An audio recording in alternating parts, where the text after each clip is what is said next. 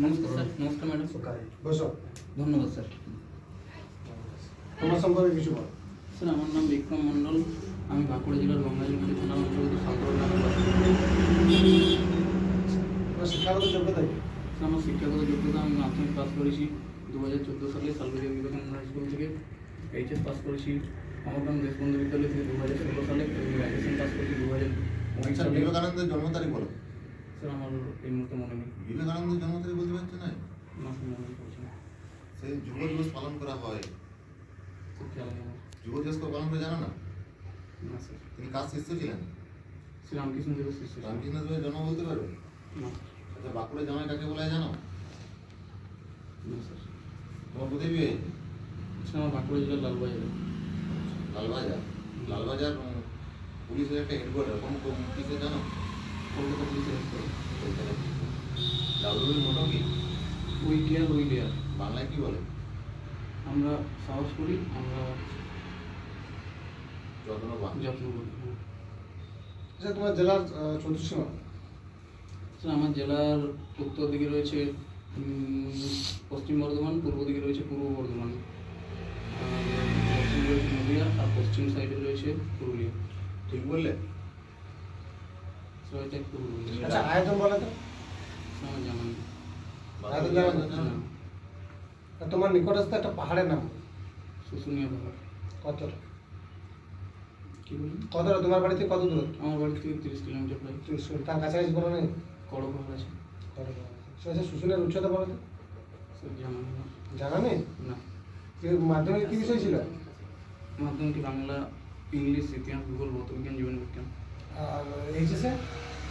HSS আমার science ছিল, অঙ্ক, ইংলিশ, বাংলা, ভৌতবিজ্ঞান, জীবনবিজ্ঞান। প্রিয় বিষয় কি?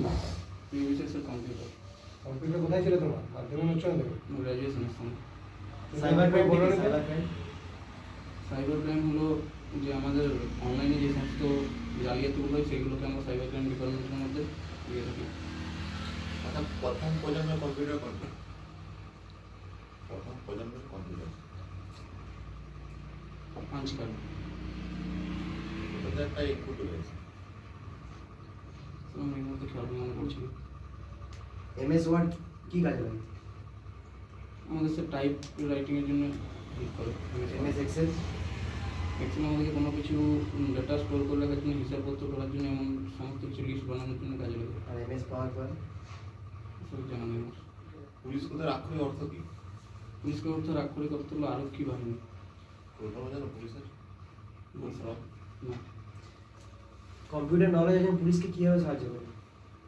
স্যার আমি পুলিশকে কম্পিউটার নলেজ ছাড়াও নিজের সমস্ত কিছু দিয়ে সাহায্য করার চেষ্টা করবো। তো কম্পিউটার থেকে কিভাবে সাহায্য করবে? কম্পিউটার knowledge আমি স্যার কোনো কিছু জায়গায় যদি সাইবার ক্রাইম সংক্রান্ত সমস্যা হয় তাহলে সেই সমস্যাগুলো নিজেকে জড়িয়ে পুলিশকে সাহায্য করতে পারবো না। একজন পুলিশের কম্পিউটার জানা কি খুব জরুরি?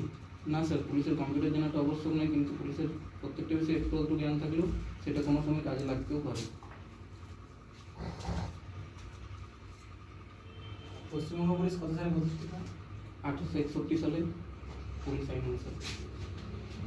ইন্টারনেট আমরা কীভাবে ব্যবহার করি? হ্যাঁ, ইন্টারনেটকে আমরা কীভাবে ব্যবহার করি?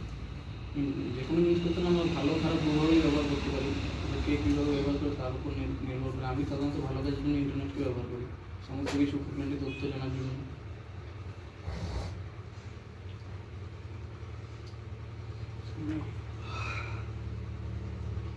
বাঁকুড়া জেলার একটা নদীর নাম বলো।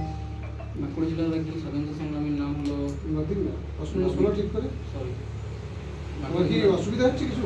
না না না, কোনো অসুবিধা নেই। বাঁকুড়া জেলার একটা নদীর নাম হলো দামোদর।